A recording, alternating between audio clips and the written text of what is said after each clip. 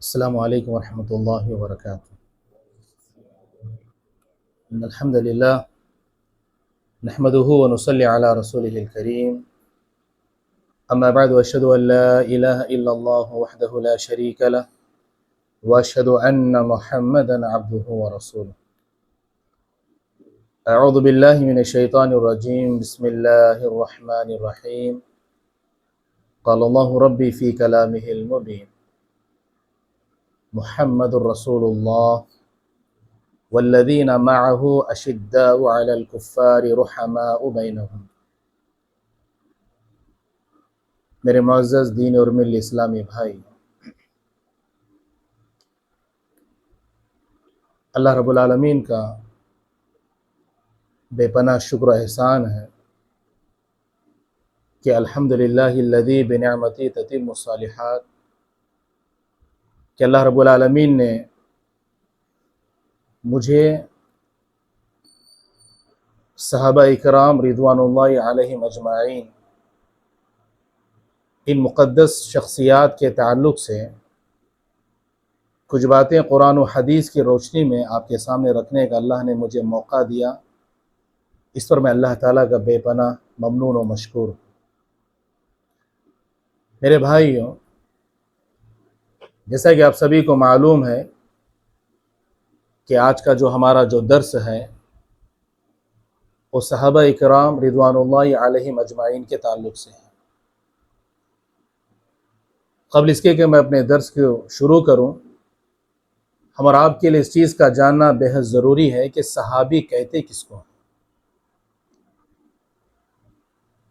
حافظ ابن حجر العسقلانی رحمۃ اللہ علیہ صحابی کی تعریف کرتے ہوئے بیان فرماتے ہیں، الصحابی من لقی النبی صلی اللہ علیہ وسلم مؤمنا بہ ومات علی الاسلام۔ صحابی اس شخص کو کہتے ہیں جو ایمان کی حالت میں اللہ کے نبی صلی اللہ علیہ وسلم سے ملاقات کی، ومات علی الاسلام،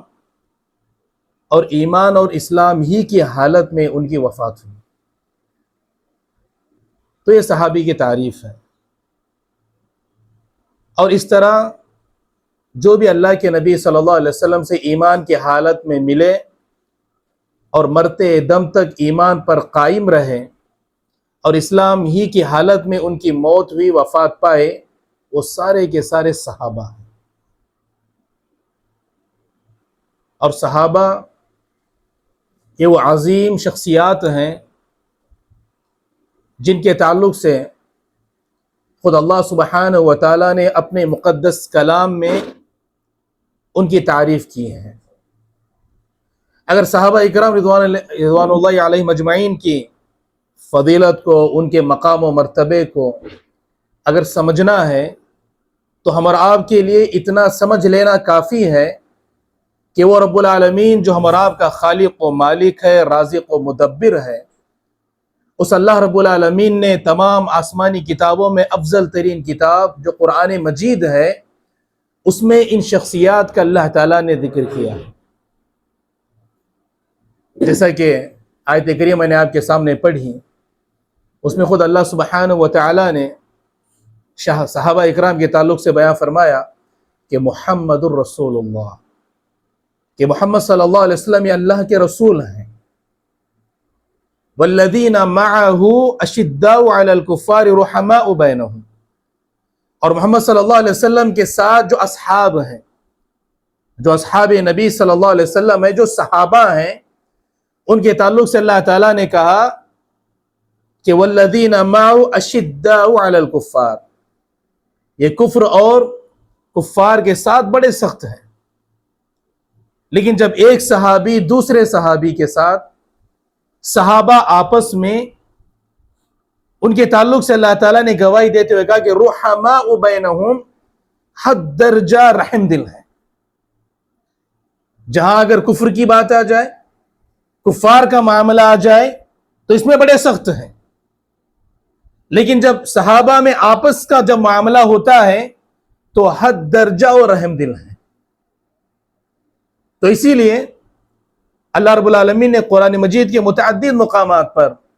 صحابہ اکرام کی تعریف کی، اور سب سے بڑی تعریف اللہ تعالیٰ نے صحابہ اکرام کے تعلق سے بیان فرماتے کہا کہ رضی اللہ عنہم ورضوا عنہ، یہ اللہ تعالیٰ کی جانب سے صحابہ کے تعلق سے ایسی مہر ہے، اللہ تعالیٰ کی جانب سے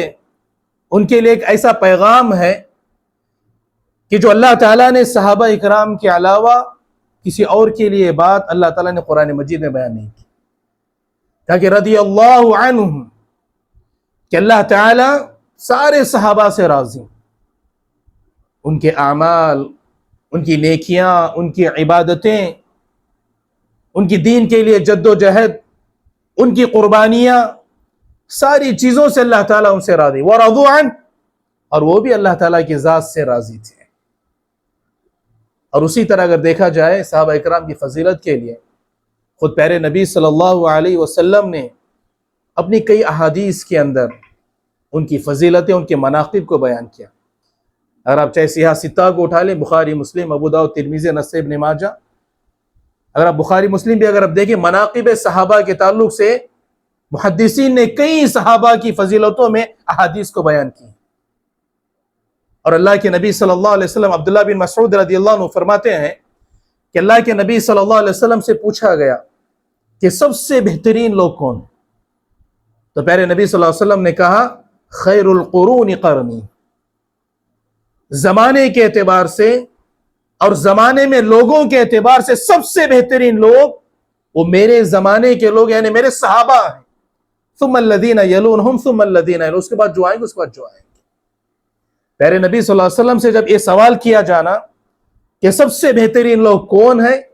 اور پیارے نبی صلی اللہ علیہ وسلم کا یہ جواب دینا کہ خیر القرون قرنی، کہ میرے زمانے سب سے بہتر ہیں،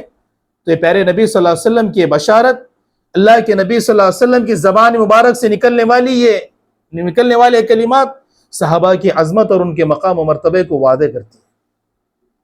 اور اسی طرح میرے بھائیوں، صحابہ اکرام یہ وہ شخصیات ہیں جو اللہ کی وحی کے سب سے پہلے مخاطب تھے۔ قرآن کی جو بھی آیت نازل ہوتی، پیارے نبی صلی اللہ علیہ وسلم اپنی زبان مبارک سے اگر دین کی کوئی بات کہتے تو کتاب و سنت کے سب سے پہلے مخاطب اگر کوئی تھے تو یہی صحابہ اکرام رضوان اللہ علیہم اجمعین تھے۔ تو گویا کہ اللہ کی وحی دین کے سب سے پہلے مخاطب جو تھے یہی صحابہ تھے، اور یہ صحابہ کا مقام اگر سمجھنا ہے تو یہی وہ صحابہ ہیں جنہوں نے اپنی آنکھوں سے اللہ کے نبی صلی اللہ علیہ وسلم کے مبارک چہرے کو دیکھا۔ کتنے خوش نصیب تھے وہ، اللہ تعالیٰ نے انہیں چن لیا تھا کہ اللہ کے نبی صلی اللہ علیہ وسلم کے چہرے مبارک کو انہوں نے اپنی آنکھوں سے دیکھا، پیارے نبی صلی اللہ علیہ وسلم سے ملاقات کی، اللہ کے نبی صلی اللہ علیہ وسلم کی صحبت انہیں ملی، اور اللہ کے نبی صلی اللہ علیہ وسلم کی زبان مبارک سے اللہ کی جو وحی نازل ہوتی، پیارے نبی صلی اللہ علیہ وسلم اپنی زبان سے جب اس کو بیان کرتے، صحابہ اپنے کانوں سے اللہ کے نبی کی زبان مبارک سے ڈائریکٹ ان تعلیمات کو سنتے اور سیکھتے اور ان تعلیمات پر عمل پیرا ہوتے۔ اور صحابہ اکرام کی فضیلت میرے بھائیوں، یہ بیان کیا جاتا ہے کہ اللہ تعالیٰ نے انہیں اللہ کے نبی کا ساتھی جیسے چنا، یہ خود ان کی بہت بڑی فضیلت ہے۔ جیسے اللہ تعالیٰ نے کہا کہ والذین معہ، اور وہ لوگ جو ان کے ساتھ ہیں، نبی صلی اللہ علیہ وسلم کے جو ساتھ ہیں، جو صحابہ ہیں، کہ اللہ تعالیٰ کا صحابہ اکرام کو اللہ کے نبی کا ساتھی چن لینا، یہ خود ان کی بہت بڑی فضیلت ہے صحابہ اکرام کی۔ اور میرے بھائیوں، جب صحابہ کا جب اتنا بڑا مقام و مرتبہ ہے تو قرآن و سنت کے اندر جب ان کی اتنی فضیلت، اتنے فضائل ہمیں ملتی ہیں، تو ہم اور آپ کے اوپر کچھ چیزیں عائد ہوتی ہیں۔ ہم اور آپ کے لیے ضروری ہے کہ صحابہ کے مقام و مرتبے کو ہم سمجھیں، صحابہ کے کیا فضائل ہیں اس کو سمجھنے کی کوشش کریں، صحابہ کے تعلق سے کیا کچھ قرآن و سنت میں بیان کیا گیا ہے اس کو سمجھنے، اس کو پڑھنے، اس پر غور و فکر کرنے، اس پر عمل کرنے، اور صحابہ کی سیرت کو دوسروں تک پہنچانے کی جو کوشش ہونی چاہیے اس پر ہم اور آپ کو عمل پیرا ہونا چاہیے۔ یہ یقینی ہے کہ دنیا بھر میں کئی ایسے دشمنان صحابہ ہیں جو اپنی زبانوں سے صحابہ اکرام کو گالی گلوچ کرتے ہیں، اپنی نمازوں کے اندر ان کے اوپر لعن و طعن کرتے ہیں،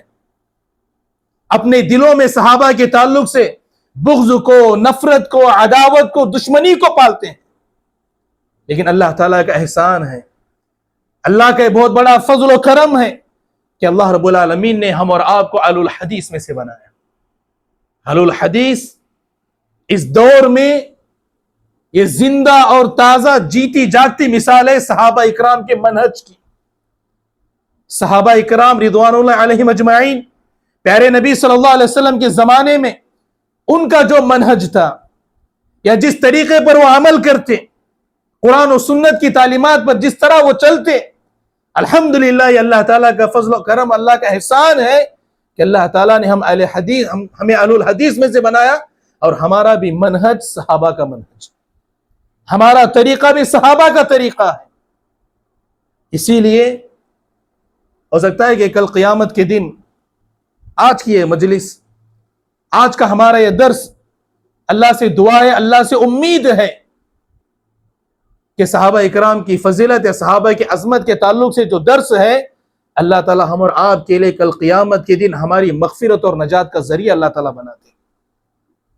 ہم کہہ سکتے ہیں اللہ تعالیٰ سے، اے اللہ ابو بکر کے فضائل، عمر بن خطاب کے فضائل، سارے صحابہ کی فضیلتیں جو قرآن و سنت سے ثابت ہیں، اللہ رب العالمین ہم اپنے درسوں میں، اپنے دروس میں، اپنے ہفتہ واری دروس میں، جمعہ کے خطبات میں، کانفرنس یا پروگراموں میں عظمت صحابہ کے تعلق سے اللہ تعالی ہم نے پورے دنیا کے سامنے ان کے فضائل، ان کے مناقب کو ہم نے بیان کیا، اور عظمت صحابہ کے تعلق سے جو دفاع کے جو تھے ہم نے ان کا دفاع بھی کیا، تاکہ یہ چیز ہم اللہ تعالیٰ کے سامنے کہہ سکیں جس کے ذریعے ہم اور آپ کی مغفرت اور نجات کر سکیں۔ تو برکت میرے بھائیوں، صحابہ اکرام اور ان کا منہج ہم اور آپ کے لیے بے حد ضروری ہے۔ اسی لیے اگر آپ دیکھیں کہ اہل السنہ والجماعہ یا اہل الحدیث، ہمارا منہج یہ ہے کہ جس کو شیخ الاسلام امام ابن تیمیہ رحمۃ اللہ علیہ بیان فرماتے ہیں کہ اہل سنت والجماعت کے اصولوں میں سے ایک اصول یہ ہے کہ وہ اپنے دلوں کو صحابہ کے تعلق سے چاہے بغض ہو، نفرت ہو، عداوت یا دشمنی ہو، ان ساری چیزوں سے اپنے دلوں کو پاک و صاف اور محفوظ رکھتے ہیں، اور اسی طرح صحابہ اکرام کے تعلق سے اپنی زبانوں سے گالی گلوچ کرنا، لعن و طعن کرنا یا ان کی برائیاں بیان کرنا، ان ساری چیزوں سے اہل السنہ والجماعہ اپنی زبانوں کو محفوظ رکھتے ہیں۔ اہل السنہ والجماعہ کا عقیدہ یہ منہج ہے یہ۔ اور اسی طرح اگر آپ دیکھیں گے عقیدے کی بہت مشہور کتاب ہے العقیدہ الطحاویہ، جس کے جو مصنف ہیں امام ابو جعفر الطحاوی رحمۃ اللہ علیہ کہتے ہیں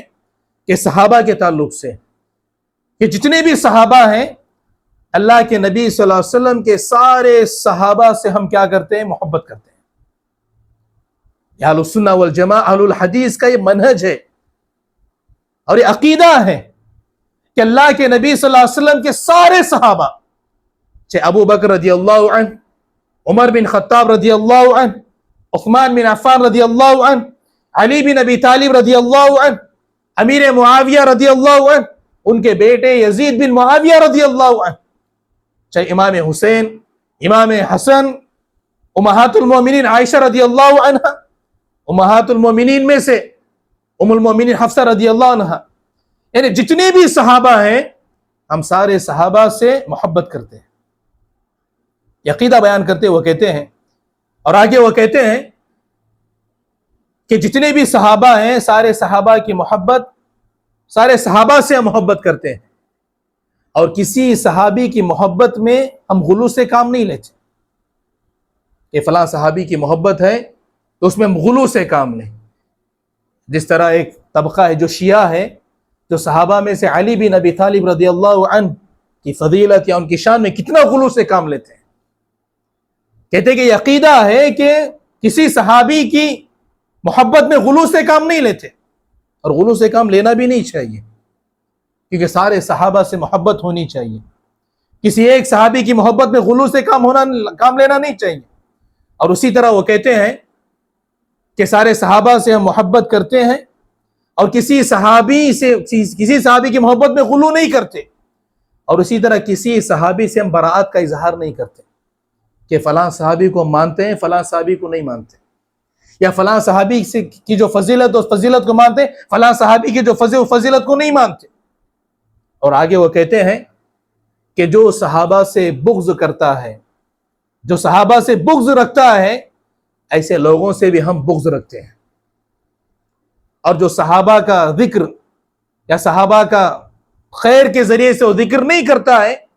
تو ہم بھی اس سے اپنے دل میں بغض رکھتے ہیں، اور جب بھی صحابہ کا ذکر آتا ہے خیر کے ذریعے سے صحابہ کا ذکر کرتے ہیں. اور آگے وہ بہت پیاری بات کہتے ہیں کہ حب الصحابۃ دین و ایمان و احسان و بغضهم کفر و نفاق و طغیان. یہ عقیدہ اہل السنہ والجماعہ ہے. جو صحابہ کے تعلق سے وہ بیان کرتے ہیں کہ سارے صحابہ سے محبت کرنا یہ عین دین کی علامت اور نشانی ہے. حب الصحابۃ دین، یہ دین ہے، یہ دین کی علامت اور پہچان ہے کہ صحابہ سے محبت کی جائے. اور اسی طرح وہ ایمان، اور ایمان کی علامت اور پہچان ہے کہ صحابہ سے محبت کی جائے. وہ احسان، اور صحابہ کے ساتھ احسان کا معاملہ ہو. کس اعتبار سے صحابہ کے ساتھ احسان کا معاملہ؟ صحابہ کا ذکر خیر ہو، عظمت صحابہ کے تعلق سے ان کی سیرت کو جانا جائے، ان کی سیرت کو پڑھا جائے، ان کی سیرتوں کو دوسروں کے سامنے اجاگر کیا جائے، یا صحابہ کی سیرت کو دوسروں کو بتایا جائے. یہ صحابہ کے ساتھ احسان ہے. اور اپنی زبانوں کو صحابہ کے تعلق سے، چاہے وہ ان کی برائی کا معاملہ، ان کی برائی کرنے کا معاملہ ہو، یا صحابہ کو گالیاں دینے کا کوئی بھی ایسا معاملہ ہو، کہ اپنی زبانوں کو اس سے محفوظ رکھا جائے. اور صحابہ کے تعلق سے جو مسائل آتے ہیں، یا ان کے درمیان جو اختلافات تھے، یا صحابہ سے کچھ غلطیاں ہو گئیں، تو ایسی صورت میں اپنی زبانوں کو خاموش رکھنا یہ ان کے ساتھ احسان ہے. ایسا نہیں کہ صحابہ کے تعلق سے جنگ جمل ہوئی، جنگ صفین ہوئی، صحابہ کے درمیان خون خرابہ ہوا، جانیں گئیں، تو اس وجہ سے ہم کسی صحابی کی نہیں. صحابہ کے ساتھ جو معاملات ہوئے، صحابہ سے جو غلطیاں ہوئی، وہ ان کے اور اللہ کا معاملہ ہے، ان کے اور اللہ کے درمیان کا معاملہ ہے. اور ایسی صورت میں ہم اپنی زبانوں کو خاموش رکھیں، ہم کچھ بات نہ کریں اس کے تعلق سے. اور بعض ہم نے ایسے مقررین کو بھی سنا ہے کہ باقاعدہ کہتے ہیں کہ اگر یہ معاملہ ہمارے سامنے ہوتا، جیسا کہ انجینئر علی مرزا وغیرہ کہتا ہے کہ ہم اپنی تلواریں نکال لیتے. تو بتانے کا مقصد یہ ہے کہ صحابہ سے اگر کوئی غلطیاں ہو بھی گئیں تو ایسی صورت میں اپنی زبانوں کو خاموش رکھا جائے، کیونکہ ان کے اور اللہ کے بیچ کا وہ معاملہ ہے. اور اسی طرح وہ آگے کہتے ہیں کہ وَبُغْضُهُمْ، صحابہ سے بغض کرنا، یا صحابہ کے تعلق سے اپنے دلوں میں نفرت یا عداوت یا دشمنی کو رکھنا، یا صحابہ سے نفرت کا معاملہ ہونا، تو کہتے ہیں کہ کفرن، یہ گویا کہ کفر کی علامت ہے. وہ نفاقن، اور وہ شخص ایسا منافق ہے. وہ طغیان، یہ صحابہ کے تعلق سے اس طرح کا معاملہ ہونا یہ عین سرکشی ہے. تو یہ بیان فرماتے ہیں امام ابو جعفر طحاوی رحمۃ اللہ علیہ، صحابہ کے تعلق سے اہل سنت والجماعت کا کیا عقیدہ ہے. تو بہرکیف میرے بھائیوں، صحابہ اکرام کے تعلق سے قرآن و سنت کے اندر جو فضائل آئے ہیں، جو مناقب آئے ہیں، جو ان کی فضیلتیں آئی ہیں، ان کو جاننا، سمجھنا، اس کو پڑھنا، اس پر عمل کرنا، اس کو دوسروں تک پہنچانا، یہ ہم اور آپ کی ذمہ داری ہے. اور اسی لیے بعض اہل علم کہتے ہیں صحابہ اور انبیاء رسول علیہ السلام کی محبت کے تعلق سے اگر دیکھنا چاہے کسی کو، اگر اللہ نے جتنے انبیاء رسول علیہ السلام کو بھیجا ہے ان کی کتنی محبت ہے ان کے دلوں میں، یا صحابہ کی محبت کتنی ان کے دلوں میں ہے، اس کی ایک علامت، ایک پہچان. بعض اہل علم کہتے ہیں کہ وہ اپنے اور اپنے بچوں کے ناموں کو دیکھ لیں کہ آیا وہ اپنے بچوں کا نام کن شخصیات کے ناموں پر اپنا نام رکھتے ہیں. یہ کوئی ایسا مسئلہ نہیں ہے کہ مطلب اگر شرعی اعتبار سے کوئی ایسا نام رکھتا ہے تو مطلب وہ خلاف، ایسی بات نہیں ہے کہ نبیوں اور رسولوں کے نام یہ بتاتے ہیں کہ ہاں انہیں نبیوں اور رسولوں سے ایک محبت ہے. اپنے اولاد کے نام جو صحابہ کے ناموں سے ہو تو بتاتے ہیں کہ ہاں بھئی انہیں صحابہ سے کوئی محبت وابستہ ہے. یہ بعض اہل علم کا اجتہاد ہے، جو بعض اہل علم کہتے ہیں کہ اگر دیکھنا ہے کہ اگر مسلمانوں میں کہ انبیاء رسول اللہ علیہ وسلم سے اور اسی طرح صحابہ سے کتنی محبت ہے، وہ اپنے بچوں کے ناموں کے اعتبار سے ہم دیکھ سکتے ہیں کہ وہ نام جو رکھ رہے ہیں ان میں ان کی کتنی محبت ہے ان سے. تو میرے کیف صحابہ اکرام کے تعلق سے میرے بھائیوں کئی چیزیں ہمیں قرآن و سنت میں ملتی ہیں، اور صحابہ اکرام جو قرآن و سنت کے جو پہلے مخاطب جو تھے، اور اگر کوئی صحابہ اکرام پر کوئی اعتراض اگر کرتا ہے یا صحابہ کو اگر کوئی گالی گلوچ دیتا ہے یا صحابہ پر کوئی لعن و طعن کرتا ہے، گویا کہ وہ صحابہ پر نہیں اللہ کے نبی صلی اللہ علیہ وسلم پر اعتراض کر رہا ہے. کیوں؟ اس لیے کہ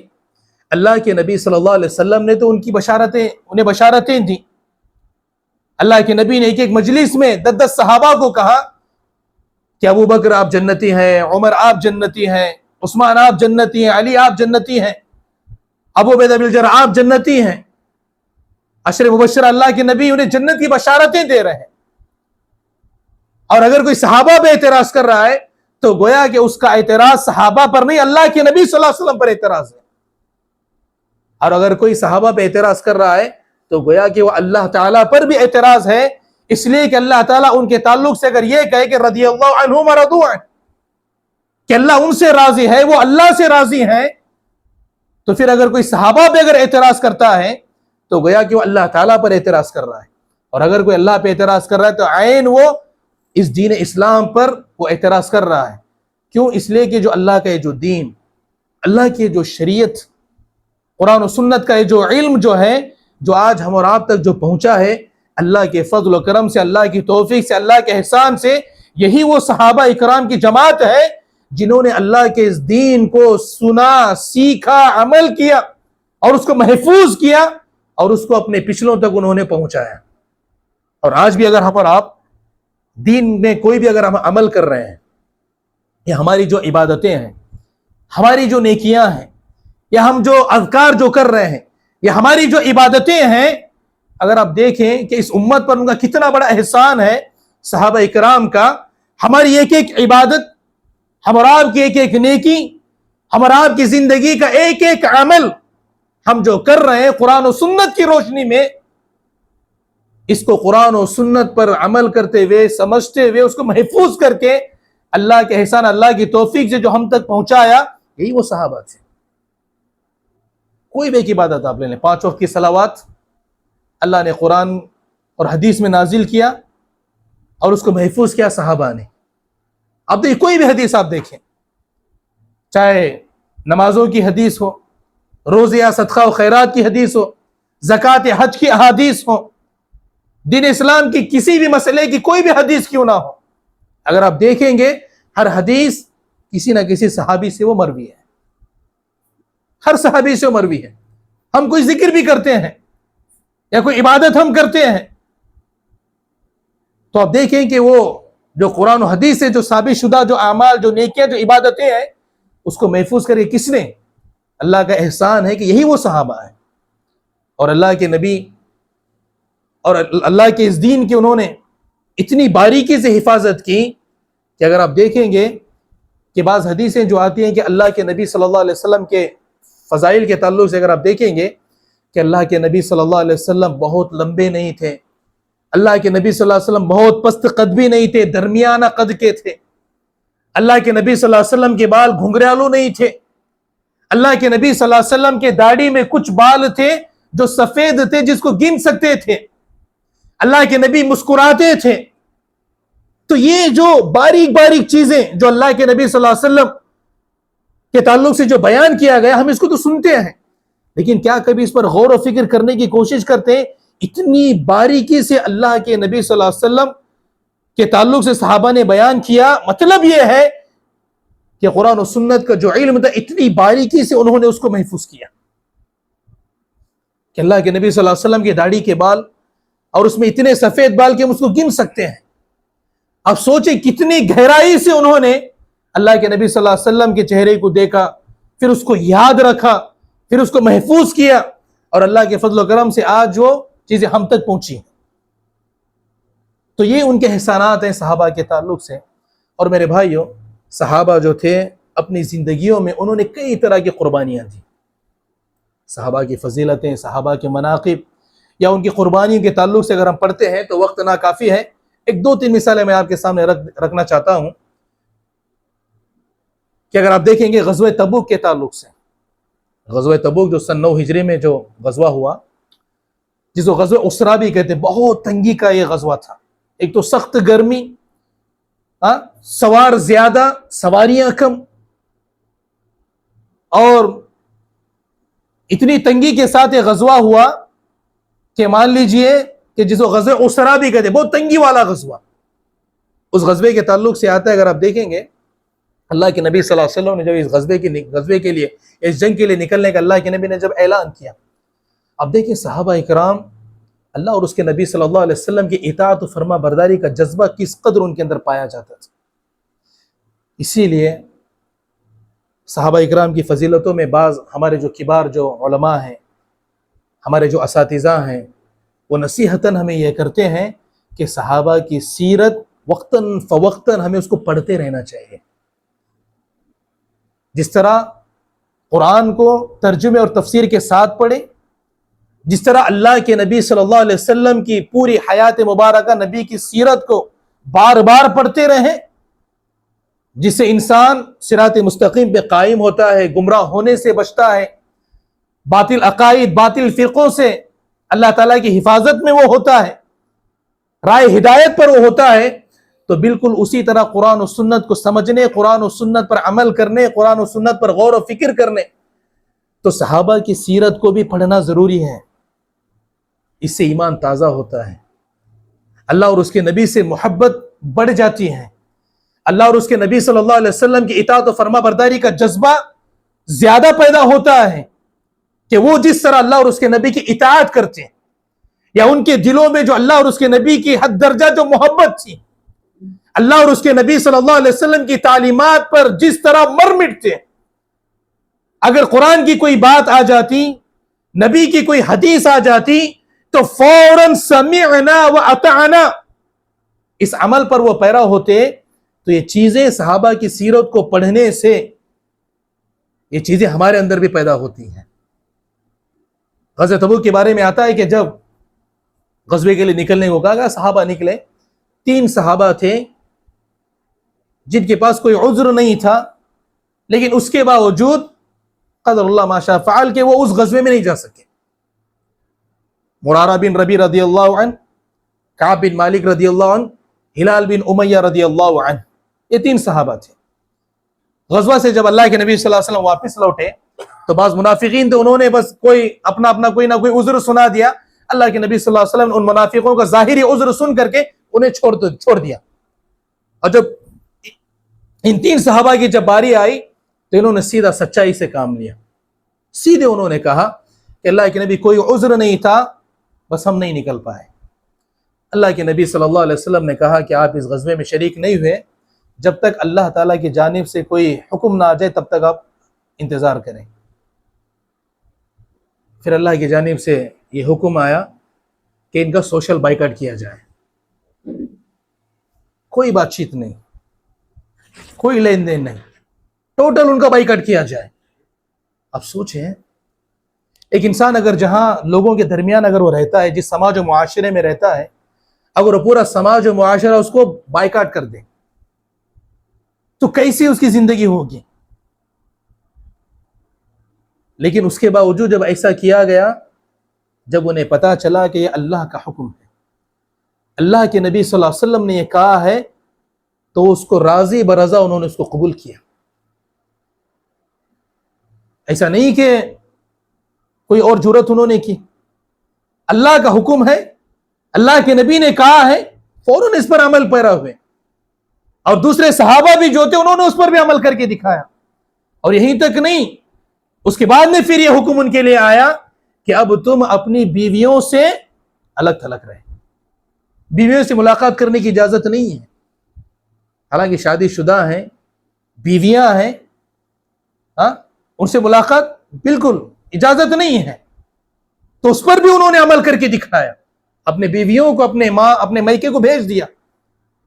البتہ ہلال بن امیہ رضی اللہ عنہ کے بارے میں آتا ہے کہ وہ بہت کمزور ضعیف تھے، بوڑھے تھے، تو ان کی خدمت کے لیے ان کی بیوی ان کے پاس رہی، لیکن ملاقات کی اجازت نہیں تھی، جس کو ہم بستر کے، اس کی اجازت نہیں تھی. تو کیا بتانے کا مقصد ہے؟ حلال ہیں، جائز ہیں، اس کے باوجود اللہ اور اس کے نبی نے اگر کہہ دیا فوراً اس پر بھی وہ عمل پیرا ہوئے، کوئی بات ان کی زبان سے نہیں نکلی. تو بتانے کا مقصد ہے میرے بھائیو، اس حد درجہ اللہ اور اس کے نبی صلی اللہ علیہ وسلم سے محبت، اللہ اور اس کے نبی کی اطاعت و فرما برداری کا جذبہ صحابہ اکرام کے اندر پایا جاتا تھا. اسی لیے حب الصحابۃ دین و ایمان و احسان، صحابہ سے محبت کرنا یہ ایمان کی علامت ہے، دین کی پہچان ہے، یہ ان کے ساتھ احسان کا معاملہ ہے. واقعی میں اگر کوئی صحابہ سے محبت کرتا ہے تو اس کے اخلاق، اس کا رہن سہن، اس کے معاملات، اس کا سلوک صحابہ جس طرح تھے یا ان کی سیرت کو پڑھ کر کے جان کر کے وہ اپنے آپ کو اسی طرح بنانے کی کوشش کرے گا. اور میرے بھائیو، اسی طرح اگر آپ دیکھیں صحابہ اکرام کے منہج یا ان کے طریقے کو اگر چھوڑ دینا، میرے بھائیو یہ بہت بڑی گمراہی ہے، یہ بہت بڑی گمراہی ہے. ایک انسان اگر صحابہ کے منہج کو اگر چھوڑ دے، صحابہ کے طریقے کو اگر چھوڑ دے، صحابہ کے راستے کو اگر کوئی چھوڑ دے، دیکھیں قرآن و سنت کو سمجھنے کے لیے، اس پر عمل پیرا ہونے کے لیے صحابہ کا منہج بے حد ضروری ہے. صحابہ کے منہج کو چھوڑ کر کے ہم کسی اور کے منہج یا کسی اور کے طریقے پر، کسی اور کے راستے پہ چل کر کے قرآن و سنت پر ہم صحیح سے عمل پیرا نہیں ہو سکتے. قرآن و سنت پر چلنے کے لیے، قرآن و سنت یا قرآن و حدیث پر عمل کرنے کے لیے صحابہ کا منہج، صحابہ کا طریقہ، صحابہ کا فہم یہ بے حد ضروری ہے. اسی لیے اللہ تعالیٰ نے قرآن مجید میں کیا کہا؟ وَمَن يُشَاقِقِ الرَّسُولَ مِن بَعْدِ مَا تَبَيَّنَ لَهُ الْهُدَى وَيَتَّبِعْ غَيْرَ سَبِيلِ الْمُؤْمِنِينَ نُوَلِّهِ مَا تَوَلَّى وَنُصْلِهِ جَهَنَّمَ وَسَاءَتْ مَصِيرًا. اللہ نے کیا کہا یہاں پر؟ وَمَن يُشَاقِقِ الرَّسُولَ مِن بَعْدِ مَا تَبَيَّنَ لَهُ الْهُدَى، حق کے واضح ہو جانے کے بعد اگر کوئی اللہ کے نبی صلی اللہ علیہ وسلم کی اتباع، اللہ کے نبی کے راستے کو چھوڑ دے، وَيَتَّبِعْ غَيْرَ سَبِيلِ الْمُؤْمِنِينَ، اور مومنوں کے راستے کو چھوڑ کر کے کسی اور کے راستے پر چلے. اور مفسرین نے یا مؤمنین کی تفسیر کرتے ہوئے کہا اس آیت کریمہ میں مؤمنین سے مراد اللہ کے نبی صلی اللہ علیہ وسلم کے صحابہ ہیں، صحابہ اکرام رضوان اللہ مجمعین ہیں، کہ صحابہ کے منہج کو چھوڑ کے، صحابہ کے طریقے کو چھوڑ کے، صحابہ کے فہم کو چھوڑ کے، صحابہ کے راستے کو چھوڑ کر کے کسی اور کے منہج، کسی اور کے طریقے، کسی اور کے راستے، کسی اور کے فہم کو لے کر کے اگر وہ قرآن و سنت کو سمجھتے ہوئے اگر وہ چلتا ہے تو پھر وہ گمراہ ہو جائے گا، وہ گمراہ ہو جائے گا. اور آگے اللہ تعالیٰ نے کیا کہا؟ نُوَلِّهِ مَا تَوَلَّى، وہ جس راستے پر جانا چاہتے وہ جہاں جانا اللہ اس کو وہیں پہ پھیر دے گا. اور آگے اللہ تعالیٰ نے کہا کہ صحابہ کے منہج کو چھوڑ کر کے، صحابہ کے فہم کو چھوڑ کر کے کسی اور کے فہم کو لے، کسی اور کے منہج کو لے کر کے اگر کوئی چلتا رہا، وہ جہاں جا رہا ہے اللہ وہیں پھیر دے گا، اور اس کا انجام یہی ہوگا کہ گمراہ ہو جائے گا. وَنُصْلِهِ جَهَنَّمَ، اور پھر ہم ایسے شخص کو ہم جہنم میں پھینک دیں گے، وَسَاءَتْ مَصِيرًا، جو بہت ہی برا ٹھکانہ ہے. تو پتہ یہ چلا اس آیت کریمہ کی روشنی سے صحابہ کا منہج بہت ضروری ہے، صحابہ کا فہم قرآن و حدیث کے لیے بے حد ضروری ہے. اگر کوئی صحابہ کے منہج کو چھوڑ کر کے، صحابہ کے راستے، صحابہ کے فہم کو چھوڑ کر کے اور کسی اور کے فہم، کسی اور کے منہج، کسی اور کے طریقے، کسی اور کے راستے پہ اگر وہ چلتا ہے تو میرے بھائی وہ عین گمراہی کے راستے پر ہے، اور اس کو وہ گمراہی اللہ کے جہنم میں پہنچا دے گی، اور جہنم یہ بہت ہی بڑا، بہت ہی برا ٹھکانہ ہے. تو صحابہ کا منہج بے حد ضروری ہے. اسی لیے الحمدللہ اہل الحدیث جو ہیں ان کا منہج وہ صحابہ کا منہج ہے، جسے سلفی منہج یا سلف صالحین کا منہج کہا جاتا ہے، الحمدللہ اللہ کے فضل و کرم سے. تو میرے بھائیو، یہ چند باتیں تھیں جو میں نے آپ کے سامنے رکھی ہیں. بس اللہ تعالیٰ سے میری یہی دعا ہے کہ اللہ سبحانہ و تعالیٰ صحابہ اکرام کی جو فضیلت ہے یا ان کو جو مقام و مرتبہ ہے یا ان کی جو سیرت ہے اس سیرت کو جاننے، اس کو پڑھنے، اس پر عمل کرنے اور صحابہ کی سیرت کو دوسروں تک اللہ تعالیٰ ہمیں پہنچانے کی توفیق نیک عطا فرمائے. آمین وآخر دعوانا ان الحمد للہ رب العالمین. سبحانک اللہ بحمدک اشہد ان لا الہ الا انت استغفرک و اتوب الیک.